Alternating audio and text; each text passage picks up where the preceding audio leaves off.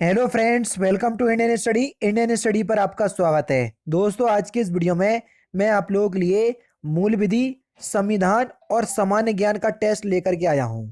जैसा कि आपके एग्जाम में जीके का टेस्ट आना है या जीके का पोर्शन आना है, बिल्कुल डिक्टो वही पोर्शन लेकर के आया हूं। अभी मैं मूल विधि और जीके की अलग अलग वीडियो प्रोवाइड करवा रहा था, तो ये पूरी फुल टेस्ट है जीके का। जो जो आपके टॉपिक आने हैं उसी के हिसाब से इस टेस्ट को डिजाइन किया गया है।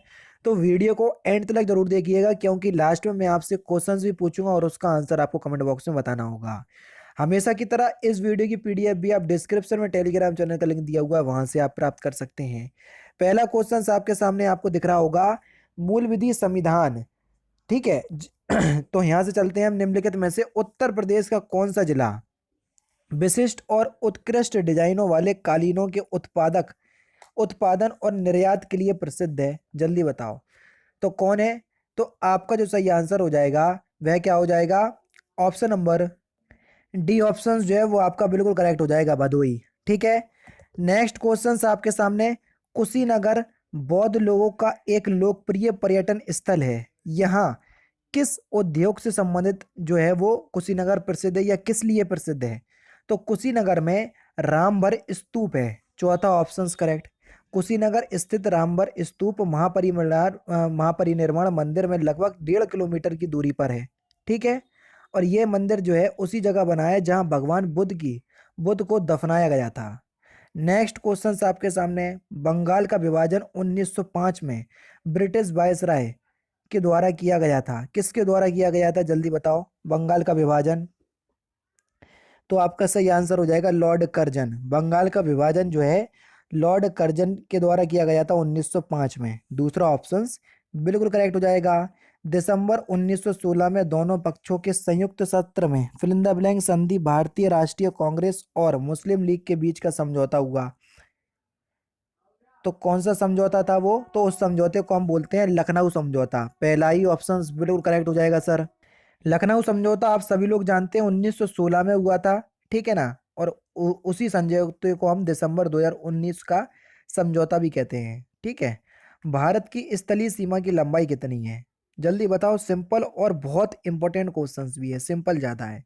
तो स्थलीय सीमा की लंबाई है आपकी 15,200 किलोमीटर। चौथा ऑप्शन बिल्कुल करेक्ट हो जाएगा। भारतीय संविधान में पंचायती राज प्रणाली को किस वर्ष संशोधन के औपचारिक रूप दिया गया? संशोधन में औपचारिक रूप दिया गया भारतीय संविधान में पंचायती राज प्रणाली को। तो आपका सही आंसर क्या हो जाएगा? 1992 में 73वें संविधान संशोधन। 73वां संविधान संशोधन 1992 में हुआ था। किसी किसी किताब में 1991 और 92 दिया होगा, तो घबराने की जरूरत नहीं है, बात वही है। ठीक है। जिसमें पंचायती राज को संविधान संविधान में जोड़ा गया। ठीक है।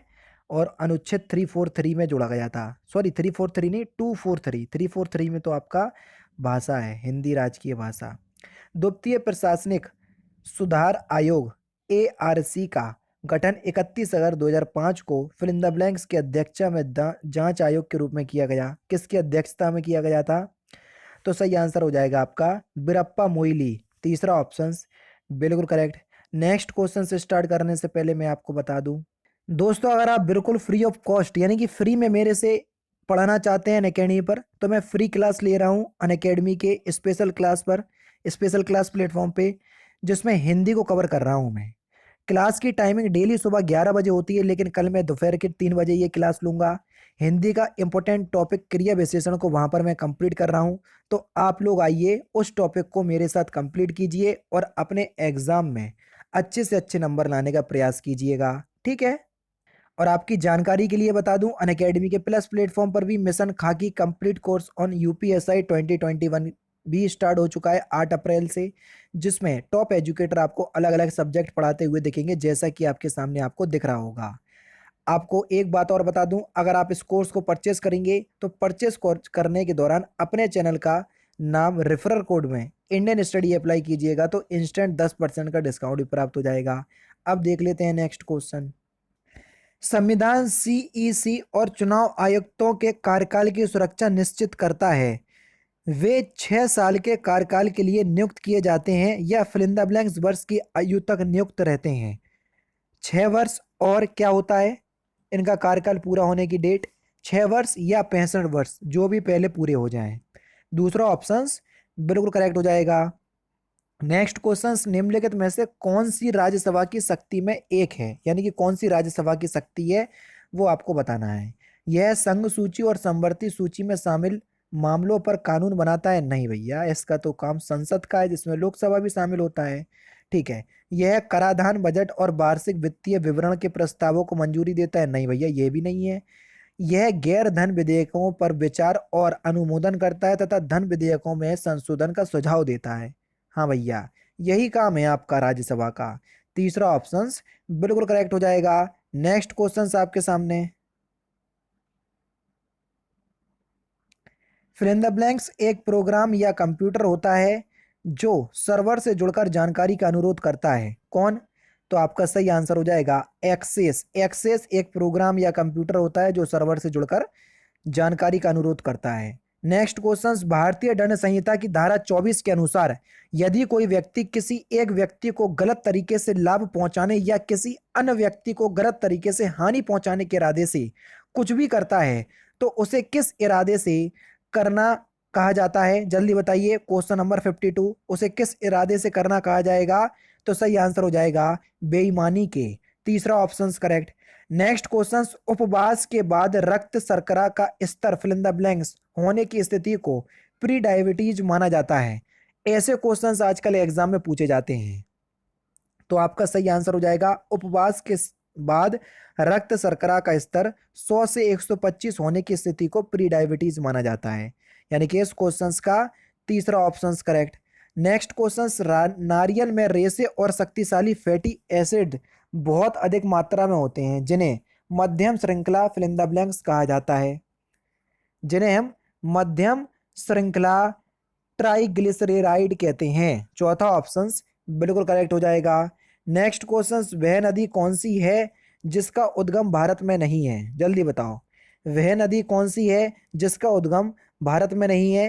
तो आपका सही आंसर हो जाएगा सतलज। सतलज नदी का जो उद्गम स्थल है ये तिब्बत में होता है। ठीक है। नेक्स्ट क्वेश्चन से आपका, भारतीय दंड संहिता की आईपीसी की धारा 53 किस विषय से संबंधित है? जल्दी बताओ, आईपीसी की धारा 53 किस विषय से संबंधित है?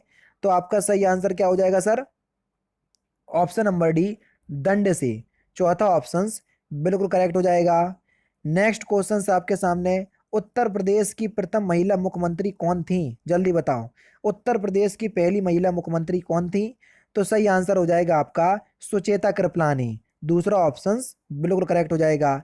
अच्छा, पहली के बाद दूसरी भी अगर आपसे पूछ ले तो दूसरी थी आपकी मायावती। ठीक है, वो याद रखना।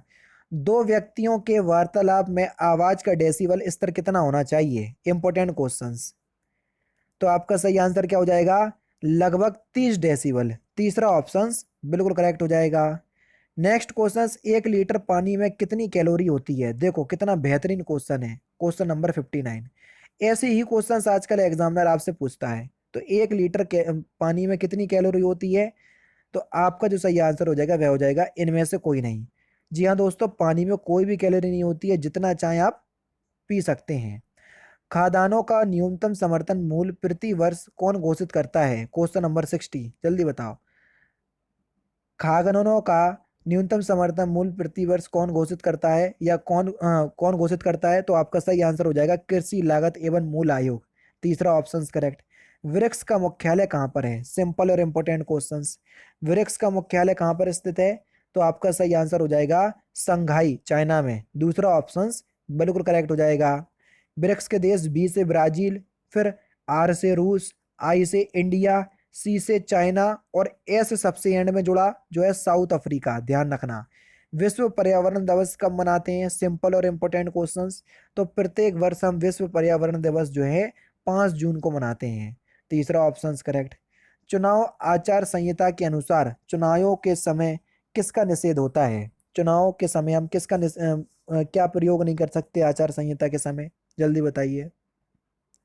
घृणाजनक भाषण भाषण और पुतला जलाना, बिल्कुल ठीक, ये भी ठीक है। प्रचार के लिए सरकारी मशीनरी का उपयोग करना, ये भी बिल्कुल ठीक है। निर्वाचन अधिकारियों का स्थानांतरण, ये भी बिल्कुल ठीक है। उपरोक्त सभी आपका बिल्कुल सही आंसर होगा। भारतीय खाद्य निगम की स्थापना कब की गई? जल्दी बताइए। भारतीय खाद्य निगम की स्थापना कब की गई? तो सही आंसर हो जाएगा जनवरी 1965 में। दूसरा ऑप्शन बिल्कुल करेक्ट हो जाएगा। नेक्स्ट क्वेश्चन, जिस दिन भगत सिंह को फांसी दी गई वह शहीद दिवस के रूप में प्रत्येक वर्ष कब मनाया जाता है? जल्दी बताओ। तो कब मनाया जाता है? तो आपका सही आंसर हो जाएगा 23 मार्च। पहला ही ऑप्शन बिल्कुल करेक्ट हो जाएगा। क्वेश्चन नंबर 66 है आपके सामने।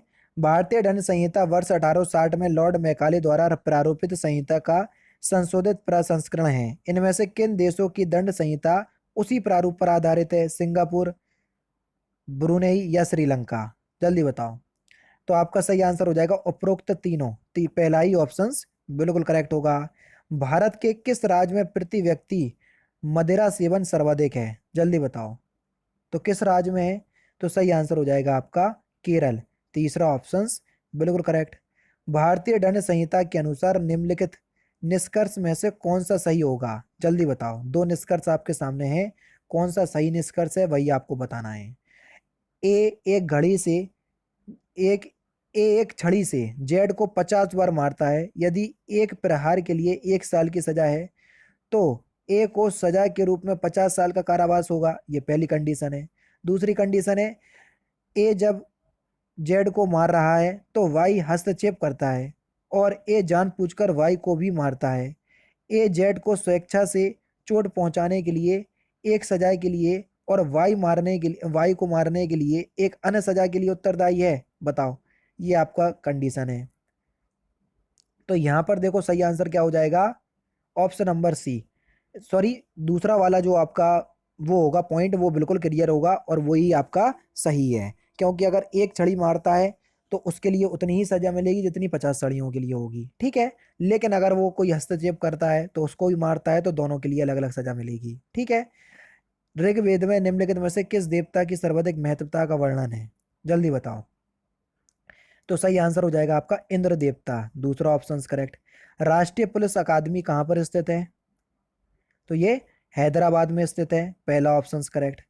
नेक्स्ट क्वेश्चन सर आपके सामने, राष्ट्रीय पुलिस अकादमी वही क्वेश्चन है। निम्नलिखित में से किस भारतीय पुरातन ग्रंथ अपराध और अपराधी का जिक्र आता है?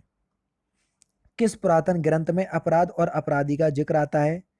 तो आपका सही आंसर क्या हो जाएगा? अर्थशास्त्र, मनुस्मृति और न्याय मीमांसा सभी में आता है। चौथा ऑप्शन बिल्कुल करेक्ट। नेक्स्ट क्वेश्चन देख लीजिए। एक संवैधानिक निकाय है जिसे अनुसूचित जातियों के शोषण के खिलाफ सुरक्षा उपायों और प्रदान करने और उनके सामाजिक, शैक्षिक, आर्थिक और सांस्कृतिक हितों को बढ़ावा देने और उनकी रक्षा करने के उद्देश्य से स्थापित किया गया है। तो बताना है वह कौन सा निकाय है। Question number 73। चार ऑप्शंस आपके सामने हैं। तो सही आंसर हो जाएगा अनुसूचित जाति के लिए राष्ट्रीय आयोग। दूसरा ऑप्शन करेक्ट। नेक्स्ट क्वेश्चन आपके सामने, भगवान बुद्ध की 200 फीट ऊंची कांस्य प्रतिमा स्थापित करने का निर्णय लिया गया कहां पर? तो आपका सही आंसर हो जाएगा कुशीनगर में। पहला ही ऑप्शन बिल्कुल करेक्ट हो जाएगा। मानवाधिकार संरक्षण अधिनियम 1993 के तहत उसके अध्यक्ष व सदस्यों की नियुक्ति कौन करेगा? तो आपका सही आंसर हो जाएगा राष्ट्रपति। चौथा ऑप्शन बिल्कुल करेक्ट। इस यातायात संकेत का अर्थ क्या है? जल्दी बताओ, एक क्वेश्चन जरूर आना है यहाँ से। चारों ही ऑप्शंस दिखा दे रहा हूं, ये देख लीजिए। तो यहाँ पर इस यातायात संकेत का मतलब क्या है कि आगे जो रास्ता है या सड़क जो है वो पतली है। चौथा ऑप्शन बिल्कुल करेक्ट। आयकर अधिनियम के तहत स्वचालित कर दरों के अलावा किसी व्यक्ति के लिए आयकर पर कौन से अन्य शुल्क लगाए जाते हैं? जल्दी बताओ। तो आपका सही आंसर हो जाएगा प्राथमिक शिक्षा उपकर तथा माध्यमिक और उच्च शिक्षा उपकर। पहला ही ऑप्शन करेक्ट। एक निजी कंपनी द्वारा सिंगूर में एक ऑटोमोबाइल संयंत्र की स्थापना के लिए पश्चिम बंगाल की सरकार द्वारा किए जा रहे भूमि अधिग्रहण का विरोध करने के लिए श्रीमती ममता बनर्जी द्वारा शुरू किए गए आंदोलन का नाम क्या था? जल्दी बताओ। कितना बेहतरीन क्वेश्चन। तो आपका सही आंसर क्या हो जाएगा? ऑप्शन नंबर डी, खेत बचाओ। चौथा ऑप्शन बिल्कुल करेक्ट हो जाएगा। लास्ट क्वेश्चन दोस्तों आपके सामने, सूचना का अधिकार अधिनियम के प्रावधानों के तहत भारत का कोई भी नागरिक से जानकारी का अनुरोध कर सकता है। लोक प्राधिकरण, संबंधित विभाग के मंत्रियों से, राष्ट्रपति से या अदालत से। तो इस क्वेश्चन का आंसर सर आप मुझे कमेंट बॉक्स में बताएंगे। तो दोस्तों ये था आपका जीके का फुल टेस्ट जो कि मैंने आज की इस वीडियो में आपको कवर करवा दिया। वीडियो कैसी लगी तो मुझे कमेंट बॉक्स में बताइएगा। 500 लाइक का टारगेट रख रहा हूँ सर, 500 लाइक तक जरूर कंप्लीट कीजिएगा। तो दोस्तों फिलहाल की वीडियो में सिर्फ इतना ही। अगर आपको वीडियो पसंद आए तो प्लीज़ दोस्तों वीडियो को लाइक कीजिए, शेयर कीजिए और साथ ही साथ हमारे चैनल को सब्सक्राइब करना ना भूलें, क्योंकि मैं रोजाना इसी तरह के वीडियोस आप लोग के लिए लाता रहता हूँ। नमस्कार दोस्तों, जय हिंद, जय भारत।